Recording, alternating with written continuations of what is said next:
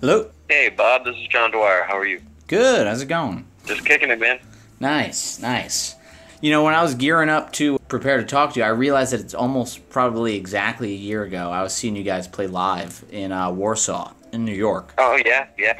Was that the last time you guys were on tour? Yeah, I think it was last November, yeah. And I love playing at Warsaw, man. I love that joint, you know. We hadn't booked there this year, but then those shows didn't end up happening, so say la vie. But, yeah, man, I think that was probably our last proper tour. I think we may have done a handful of shows after that, like maybe festivals. To tell you the truth, I feel like my memory has been erased by this past 6-7 months, so we'll just go with November was our last tour. Sure, yeah.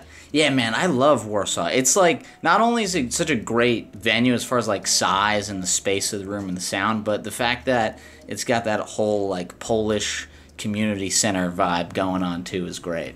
Yeah.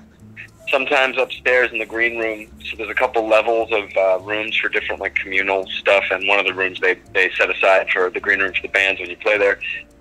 And we've been there, like, I'll go get dinner before the show or something, and then, like, coming back, I'll see a bunch of, like, little girls in like, ballerina outfits, like, running down the stairs, like they've had some sort of Polish ballerina class for, like, you know, like, first graders. So it's, like, a bunch of cute little kids with their parents all dressed up and stuff, so.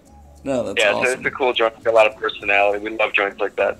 Yeah, and when you do get to spend, like, a couple nights playing the same venue, like, do you have your spots in New York that you try and hit, or is it more just trying to take a break? I mean, we usually stay in New York for like 4 or 5 days, honestly. It's kind of like our East Coast break, you know. And same thing with San Francisco, kind of. But, you know, I'll always go to Veselka. We usually stay in Chinatown over in Manhattan. You can just walk across the bridge if you want to go to Brooklyn. Usually Warsaw will let us ditch our Sprinter there that we rent for tour outside the venue, so we don't have to deal with parking it, because that's a fucking nightmare, as you can imagine. Is it okay to swear? Yeah, no, yeah, you're good, yeah. Okay, yeah. But, yeah, I mean, like, you know, New York is, like, its own beast, so, but, you know, a lot of times I'll go see, like, matinees there, or take a walk to Central Park, go to the museum. There's so much to do there, and since I don't live there, I mean, I grew up on the East Coast, not in New York, but I, you know, have been going there since I was a teenager, pretty much, that, to me, a lot of these sort of typical things there are still pretty novel, and I really enjoy them, you know? But there's definitely, like, you know, a couple joints in Chinatown that I really like, a few bars that I really like. I have a couple friends that own bars. We'll often stay somewhere by, like, Home Sweet Home. Over in Manhattan, so there at like 2 a.m. getting a drink. Cool. So I wanted to ask you about the new album, you know, talking about live shows. Are there already songs that are kind of at the top of the list that you want to stretch out for a live audience, or does that just kind of seem so far-fetched? I guess this record has been a bit more like an intention towards more concise songwriting, like getting it down to sort of like the punk roots. And, you know, we made a pretty short record this time, although we had probably like 5 releases this year, or 6 releases, I'm not even sure. We put out a lot, but it felt like a no rules kind of year, so fuck it. But what we've been doing for these live streams is having lots of older songs that, you know, to garner interest. We're doing stuff that had never been played live before, because, you know, a lot of stuff from the earlier days would be just me playing everything on the record, and somehow didn't translate over to the old band, but this band can actually pull it off, so... I don't know, man. Like, we've been jamming for so long that, in a weird way, I'm kind of starting to go the other way, although I can guarantee you that that's probably not a reality. Like, well, I would like to... We sort of get stuck in these little formulas live where we'll have, like, a song we do for a whole tour, and I would kind of... If we're going to continue to do that, I would like to expand and open possibilities of other tunes, because we have so many sort of long jammers that we've written over the years, so I would like to bring out... Like, Dead Medic is one of the ones that we've been focusing on a little bit lately, which is a weird 12-inch show we've done that I think we've only done live once. So, just stuff like that, you know? Yeah. I don't know. It depends, though. I feel like the crowd really responds to songs they recognize, too, so... Yeah, there's a short list of songs I was hoping you guys would play when I saw you guys there. The Daily Heavy was a big one for me. I was glad that you guys played that one. Oh, yeah, we did the mashup with The Dream for that one, I think. Yeah. Yeah, I think that makes sense. The kind of moving away from some of those longer jams, especially like a Scudam and Scorpius or a Henschlock, and trying to come up with that song in particular. That song in particular took us like a while to get it right in the studio too. So I can't even imagine trying to rock that one live. Frankly, I mean we could, but it would take more work that I'm willing to put in to to make it work live. That was the thing with our band, is like we write so much, but not everything really works live. I mean, people want to blow off some steam. So we try to intersperse the set with some mellower jams here and there, and also give the drummers a break. But frankly, most of it's always like blast off, you know. So yeah, so that's funny you brought that up, because I feel like the thing I'm latching onto a lot with this latest album is that it oscillates between those more explosive tracks, like a Dreary Nonsense, and then you have those slower, groovier, a little bit more rhythmic ones, like Said the Shovel comes to mind. We kind of talked about it, but like, how did that range of sounds kind of come about on that album? You know, it just sort of happened. Like, we've been writing together a lot with this lineup for a while now. We just sort of see what sticks and then get it in the studio. I mean, the only thing we went in this time was we had a couple production ideas from old school records that we really liked. So I sent the band a bunch of, like, the band and the engineers and the producer that we worked with, Enrique, just sent them some ideas for, like, drum and guitar sounds. I want that really brittle guitar sound and really aggressive, and have like a sort of more school older bass sound than we usually have. So we actually used a 57K bass that's like an old hollow body bass that I have instead of Tim's SVT rig. Because the SVT is really good for live, but somehow it gets a little lost in the mix, I feel like, on records. So I wanted sort of like a thumpier, like old soul bass sound on it a little bit in a weird way. And we didn't use it on every song, but, you know, we just went in with some different ideas. But for the most part, there was no real set structure for songs, you know, other than the fact that I, like, had some sounds I wanted to work into it. But, yeah, we just kind of... I did know that I didn't really want to do a ton of long jams on this one. I want to keep this record really, like, a single LP of, like, you know, sharp songs, you know, sharp dress, tighten up.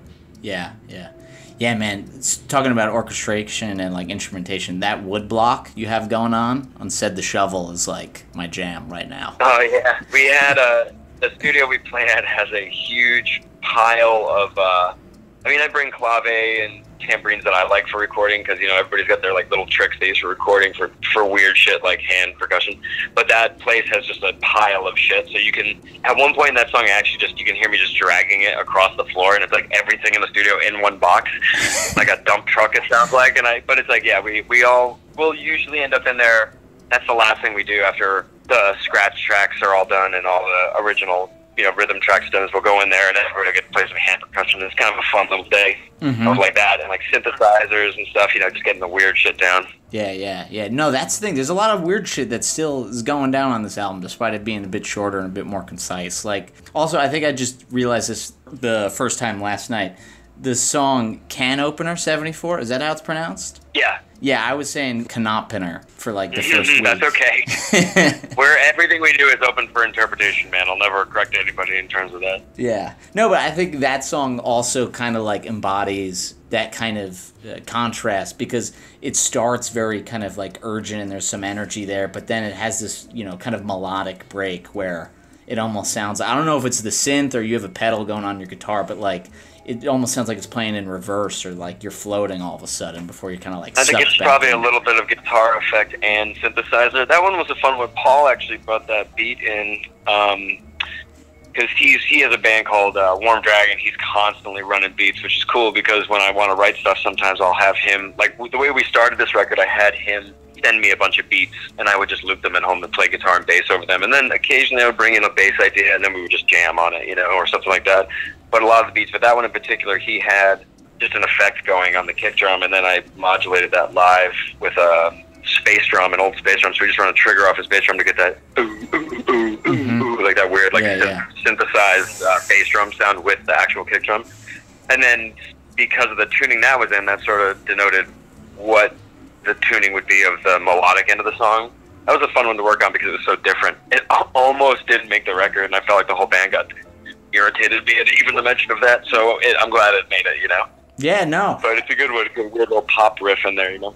Yeah, and I feel like with a lot of albums, they kind of fade towards the end. You know, they stack the first side with all the jams. But like Said the Shovel, If I Had My Way, Can Opener 74, like those are all songs like towards the back half of the album that like still keep the thing like really live throughout. Gives it a little breath of air too. Yeah, you know, I mean, honestly, the shorter the record, the easier it is to not do that thing you're talking about. I have a rule where I think the first 3 songs are pretty important in terms of keeping somebody interested. So I kind of cater to our fans too. I'm not often thinking like, let's get some new people in here. You know what I mean? Like I think I sort of, if they like our band, I kind of know what they dig already in terms of what our records are orchestrated like, or the layout is.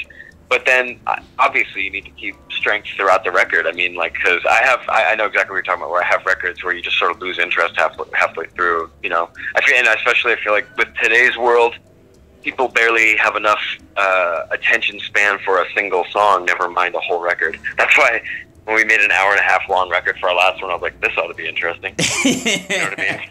Like, I was like, let's see how many fucking people actually make it all the way through this thing, you know? It's like, I have friends that complain about a movie that's 2 hours long. I'm like, what's wrong with you? I was like, but I love a 4-hour. Give me a 5-hour movie. I'll watch it, you know? Yeah. But that's just me, you know? I'm doing it also for myself because I know what I like, you know? Yeah. You have any movies to recommend the folks at Quarantine? Because I watched that Criterion collection you did recently, and I was able to add a couple more to that on my list. Nerve-wracking. Yeah. What a cool bunch of cats. Lately I've been on this kick of watching old Polish films, but also, and I mean, right now, I feel like right now a film is really to escape what's going on all around us because it's just this endless shitstorm. So I've been working a lot on a project I've been working on home a lot, where I can actually like fuck off and watch movies while I work on it, because it's like mostly just painting and cutting stuff out. So I literally watched like all the Hellraisers. I don't know if you know this, but I think there's like 8 or 9 of them. And like all the Nightmare on Elm Streets. But then I also started watching, we had to break it up with like documentaries and stuff too. There's so many good movies out there. Here's an interesting one, Stay Hungry. It's Schwarzenegger's first movie with Sally Fields and Jeff Bridges. Whoa. Super, super weird movie. Takes a minute to get going, but basically Arnold Schwarzenegger plays himself. I think it's right after he got Mr. Universe, so he's insanely yoked in the movie. And he plays basically an Austrian bodybuilder who shows up in this small town in the South for a competition. But he also plays fiddle in a bluegrass band. It's fucking absurd. Sally Fields is insanely hot in it. She's really young, you know, and it's got Lebowski in it. It's a good one. It's like a weird 70s drugged out pop movie. Roger Corman, I've been watching a lot of Roger Corman flicks lately. Like, that dude made 2 million movies, so you can kind of, you know, you can run the gauntlet of like very low budget all the way up to like, I didn't know Roger Corman made this amazing movie, you know, so it's been interesting. Also, the Criterion just gave me a huge pile. When I did that interview, I was in there with 2 ladies that worked there, and I realized while I was talking to them that I was just pulling male-dominated directors off the shelf because, like, realistically, that's all I fucking know, I guess, with the exception of a few female directors that I just genuinely like. So I asked them to pile on when I was leaving to give me some female directors, and they gave me like a tote bag full of DVDs of killer female directors from like all over the world. So I've been slowly getting through those too, you know? Yeah, it's awesome. Because I think a lot of those like Halloween-ish movies, I still haven't seen, like a lot of those old school horror flicks. I forget which one you pulled out. If you're into horror, you could entertain yourself for years, you know? But I also have friends who hate horror movies, so that's not what we watch when they come over, you know? Yeah, cool, man. Yeah, so I guess while I have you, you know, Eddie Van Halen passed away. I just figured I'd ask, like, was Van Halen a huge part of your kind of musical upbringing when you were growing up?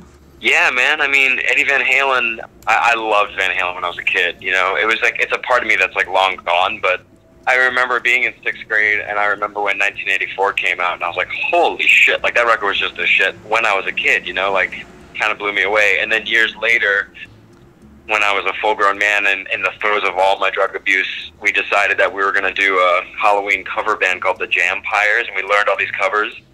And Weasel Walter from the Flying Ludenbachers was supposed to be hidden in a coffin through the duration of the whole set. Yeah. And when the set ended, he was going to kick open the coffin door with a wireless guitar and play Eruption.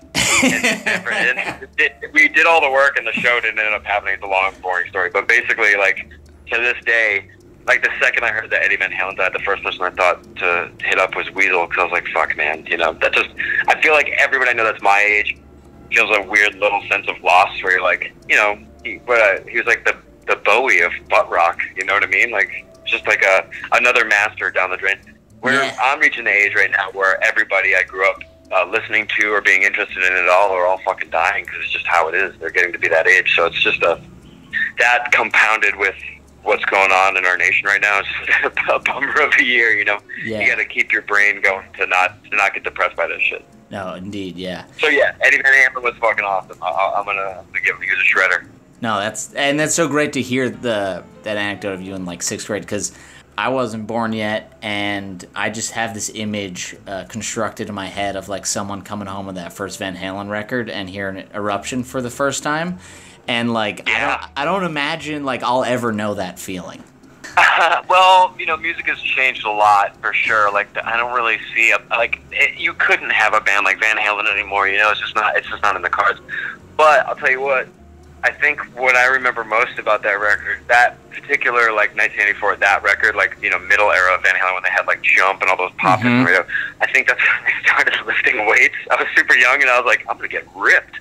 Yeah. That's what that shit said to me. It was like, that's like montage rock, you know? Oh yeah, like, Panama, Top Jimmy, yeah. Yeah, you gotta chug a beer or like lift a weight or something, you know?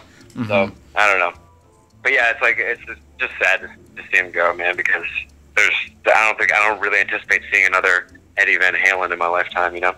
No, I don't know if anyone will. Yeah, you got a Van Halen track to play us out that you could recommend?